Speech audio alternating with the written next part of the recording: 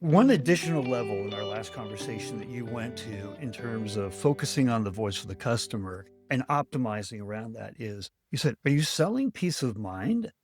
Are you selling certainty? Right? Like, especially you're a tech platform, right? It's all about the product, right? It's all about the usage patterns and feature sets. But you know what?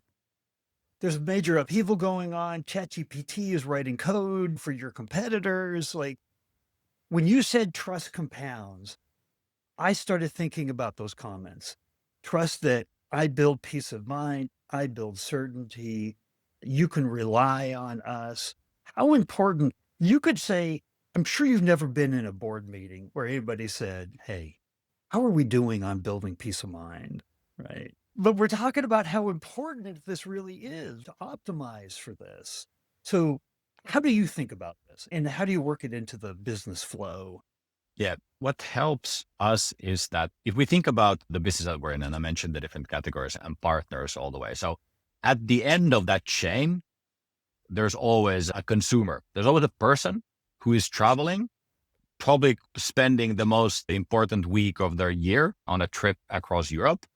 And for that user, that customer, it's very natural that the real value that we create for them is not having a ticket in their pocket or saving €5 on a discount. It is safeguarding their trip. It's making sure that they get everything, get to those experiences, get those fantastic days or weeks or weekends with their loved ones. And that to me it's 100% about selling peace of mind. So our mindset already is how do we enable peace of mind for that traveler? Now, this very easily then extends to how we work with our sales teams, with our customer success teams, with our product and technology teams. If you have that same mindset of, okay, like we're in the business of creating and selling peace of mind, then you just need to translate that into the terms of your partner. For someone, it means I need to be able to build things today on top of your API where I know it's setting me up for success 3 years down the line, and I'm not doing an investment here in the wrong way, wrong spot. Or it means that when a sales team is negotiating a business plan together for the upcoming years, that they know that how we approach commissions, incentives, and targets are fully aligned, not just for selling the right thing for their customer today, but they know that there will be the right type of flexibility in place if the market conditions change, like they now did with what happened in the Middle East. Or when their customer's customer has a big group that is coming into Europe and suddenly there's something dramatic that changes. And typically they would have to wait for 6 months to get any kind of answer on a refund from a carrier somewhere in Europe. Instead, we will turn around and take care of that issue right away. And they just know it will be managed more quickly. So I think the execution of this will, of course, be context dependent, but the mindset has to come from almost like the values or the mission of like the structure of the company and how we view the world. And just to be clear, I clearly understand a customer, their ticket, the emotional connection there. As B2B marketers and sellers that are on this podcast, from CROs to CMOs, CEOs, we live in the world of B2B mostly. Those same selling peace of mind, selling certainty, those softer metrics, are they less important? Are they equally as important in that mode? I think they're just as important. They just take a slightly different shape. Of course, at the end of the day, we all have our fiscal responsibility when we're buying, when we're selling, and so on. This is all fine.